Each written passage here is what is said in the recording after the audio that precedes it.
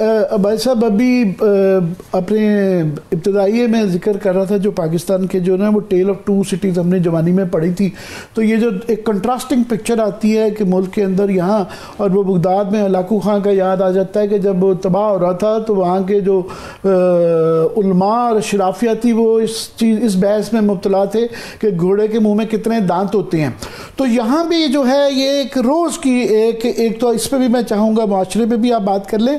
دوسرا پھر یہ جو آپس میں جو مارکٹائی لڑائی گورنمنٹ ورسز یہ جو چلتا رہتا ہے، اس کی میں اس کی اسپیسیفک کوشچن تو بعد میں کروں گا، مگر اوور آل کہ خطے میں دنیا میں کیا ہو رہا ہے اور ہمارے ہاں کیا ہو رہا ہے، اس پہ میں چاہوں گا ذرا آپ روشنی ڈالیے گا.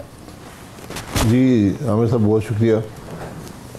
جو آپ نے بیان کیا ہے یہ بالکل درست بات ہے. مجھے روز ایک نہیں کئی لوگ ملتے ہیں جو یہ کہتے ہیں کہ ہم نے کبھی سوچا نہیں تھا کہ ہم پاکستان چھوڑ کے جائیں گے، اور اب ہم پوری کوشش کر رہے ہیں کہ کوئی معقول بندوبست ہو جائے اور ہم ملک سے چلے جائیں. ایسے لوگ بھی ملے ہیں جو ملک سے باہر تھے اور یہاں پر آئے تھے آج سے 15-20 سال پہلے، اور وہ کہتے ہیں کہ ہمیں کبھی احساس نہیں ہوا تھا لیکن آج ہم یہ سمجھتے ہیں کہ ہمارا فیصلہ غلط تھا. یہ بہت تشویشناک بات ہے، بہت خوفناک بات ہے، لیکن کسی کو احساس نہیں ہے. بات صرف اتنی ہے کہ معاشی معاملات جو ہیں ملک کے وہ خراب سے خراب تر ہوتے جا رہے ہیں. معیشت جب کمزور ہوگی، روزگار کے مواقع نہیں ہوں گے، کاروبار کے مواقع نہیں ہوں گے، اور اس سے بھی زیادہ بڑھ کر جو ایک احساس پیدا ہو رہا ہے کہ ہم آج یہاں پر ہمیں آزادی نہیں ہے، ہم سے آزادی چھینی جا رہی ہے. یہ معیشت سے زیادہ خوفناک یہ بات ہے. میں آج پنجاب یونیورسٹی میں تھا تو وہاں پر بنیادی بات سب نوجوان تھے، بچے اور بچیاں تھے، سب نے یہی کہا کہ ہمیں آزادی کب ملے گی، ہماری آزادی کیوں ہم سے لی جا رہی ہے، کیوں ہمارا انٹرنیٹ بند ہوتا ہے، کیوں ہمیں بولنے کا موقع نہیں ہے، ہماری آواز کو دبایا جاتا ہے، ہمارا حق نہیں دیا جاتا، ہماری رائے کا احترام نہیں کیا جاتا. ان باتوں کے جواب ہمارے پاس نہیں ہے. اور ایک بنیادی بات ہے کہ جب تک ملک میں سیاسی استحکام نہیں ہوگا ملک میں معیشت درست نہیں ہوگی. اس سال میں بار بار یہ کہہ رہا ہوں، آپ جن لوگوں نے نوبل پرائز جیتا ہے اکنامکس میں، ان کی بیسک جو ان کی تھیسس ہے وہ یہی ہے کہ جس ملک میں رول آف لا نہیں ہوگا وہ ملک ترقی نہیں کر سکے گا. یا وہ غلط ہیں یا ہم غلط ہیں، یہ فیصلہ آپ کر لیں. جی بالکل، میں اسی نقطے پہ مزید یہ آپ سے پوچھنا چاہوں گا کہ میں تو تھک گیا ہوں اب یہ جو روز یہ جو چلتی ہے کہ جی وہ 1 اسٹیپ فارورڈ 2 اسٹیپس بیکورڈ کی، جی آج گفتگو ہو رہی ہے آج نہیں ہو رہی ہے، ایک مذاق بن کے رہ گیا ہے. اور جو کلیئرلی صورتحال نظر آتی ہے کہ حکومت کا رویہ، نون لیگ کا لیڈ گورنمنٹ جو ہے ان کا یہ ہے کہ ایک آدمی وہ جو لطیفے سنائے جاتے ہیں، ایک آدمی تھپڑ مار کے چلا جاتا ہے، 2 آدمی آ جاتے ہیں وہ مرہم شرم لگا کے صلح صفائی کی بات شروع کر دیتے ہیں. اور جو یہی حال پی ٹی آئی کا بھی ہے کہ ان کے ہاں وہ صبح کہتے ہیں بات چیت کرنی ہے، دوپہر کو کہتے ہیں ہماری شرطیں ہیں، رات کو شام کو کہتے ہیں شرطیں نہیں ہیں.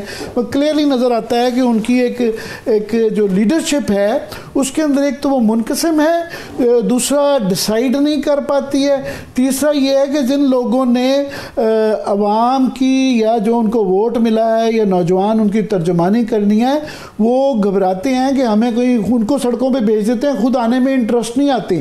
فنڈامنٹل پرابلم یہ نظر آتی ہے، مجھے یہ نظر آتی ہے، میں چاہوں گا آپ اس پہ اپنے ویوز دیں کہ اس حکومت سے جس کا اختیار جا رہا ہو وہ گورنمنٹ جو ہے سیدھی سی بات ہے وہ کبھی بھی اس درخت کو نہیں کاٹے گی جس کے اوپر وہ اس کی شاخ پہ بیٹھی ہوئی ہے.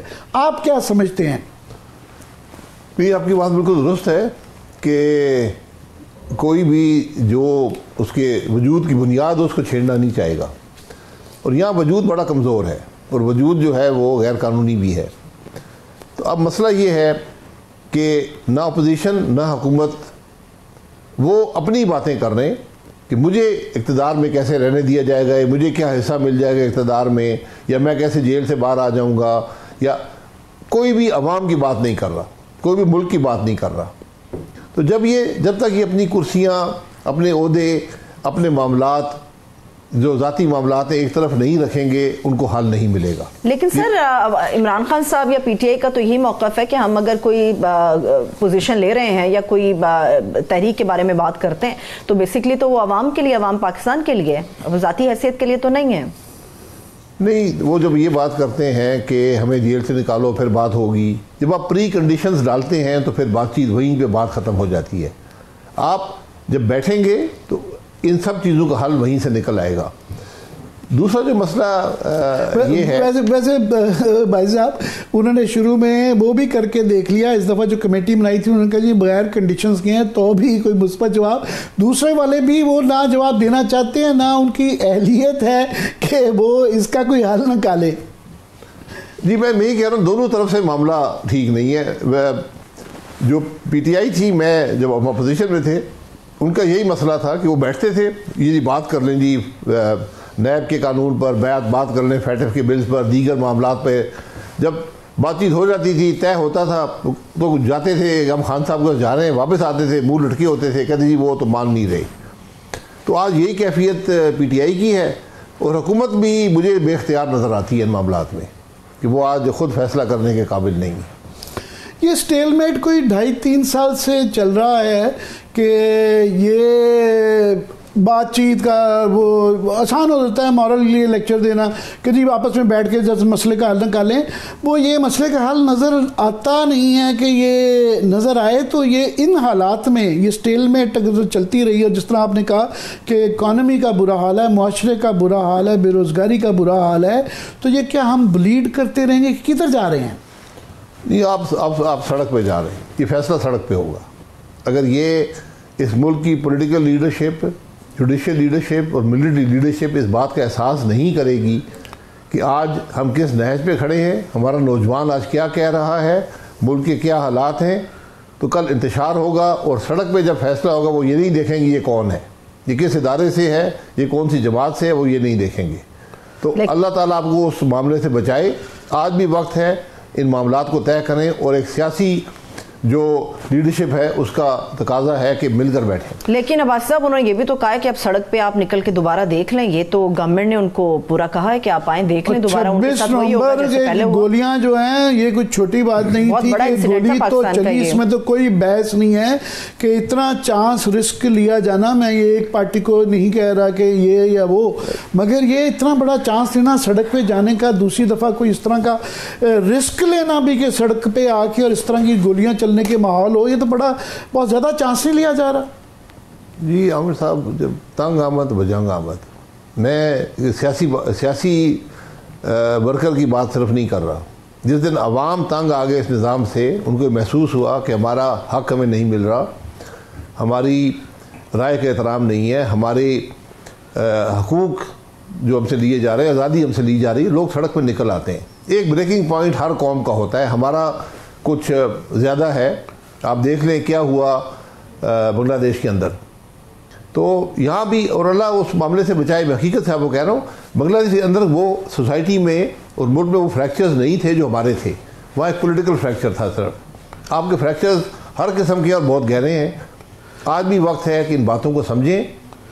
اس کی جو آج اس کی نشاندہی کر رہے ہیں، اس کا حال ہی میں چاہوں گا اس کا بھی بیک گراؤنڈ جن کو نہیں پتا، ویسے تو سب کو پتا ہے. جو مری کے اندر جو آپ کے واقعہ ہوا، کہ میں اس کو لارجر پرسپیکٹو میں دیکھ رہا ہوں کہ یہ لوگ ویسے ہی کیونکہ حالات سے، مہنگائی سے، باقی گھٹن کے ماحول سے اتنے تنگ ہیں، ایک ڈس امپاورمنٹ سے، کہ جہاں بھی یہ ہلکا سا وہ چنگاری آتی ہے وہ بڑی جلدی وہ پھیل جاتی ہے. تو میں چاہوں گا اس میں ذرا بتائیں گے مری میں کیا ہوا. مری میں جو معاملہ تھا یہ 2-3 ڈفرینٹ معاملات تھے، لیکن جو حکومت جب بے حس ہو جائے، اس کو عوام کی پرواہ نہ رہے، وہ یہ سمجھے کہ میرا حکم ہی چلے گا، پھر لوگ اٹھ کھڑے ہوتے ہیں. اور یہی وہاں پر ہوا. جو معاملات تھے ہر بات کا حل موجود ہے. اگر غلطی بھی ہوئی ہے اس کا بھی حل موجود ہے. بلڈنگز کا معاملہ ہے، کوئی ایسی بات نہیں ہے. تو طے ہو سکتا تھا، لیکن آپ نے بار بار، اور جب ایسے حالات پیدا ہوتے ہیں پھر انتظامیہ بھی پیسے پکڑ لیتی ہے. جس کو پیسے دیتا ہے اس کو چھوڑ دیتے ہیں، جو نہیں دیتا اس کو توڑ دیتے ہیں. یہ معاملات وہاں پر پچھلے 2 سال سے چل رہے ہیں. تو لوگ کھڑے ہو گئے، لوگوں نے ایک پرامن جرگہ کیا. میں خود وہاں موجود تھا, 6 گھنٹے وہ چلا ہے ٹھنڈ میں, منفی ٹیمپریچر سے تقریباً وہاں پر. اس کے بعد سے آج تیسرا دن ہے, بار بار ہر کبھی ایک پرچہ کو 5-6 پرچے اور 780A. سنا آپ کے اوپر بھی یہ پرچے داغ دیے گئے ہیں. مجھے بہت سے پرچے ایک اور ڈال دیں کہ کون سی قیامت آ جائے گی. لیکن بات یہ ہے کہ حکومت کی سوچ دیکھیں کہ جو حکومت اتنی خوفزدہ ہو کہ وہ ایک پر امن, جہاں پر ایک پتھر کسی نے نہیں مارا, کسی کو گالی نہیں نکالی, آپ 780A لگا رہے ہیں ان لوگوں پر.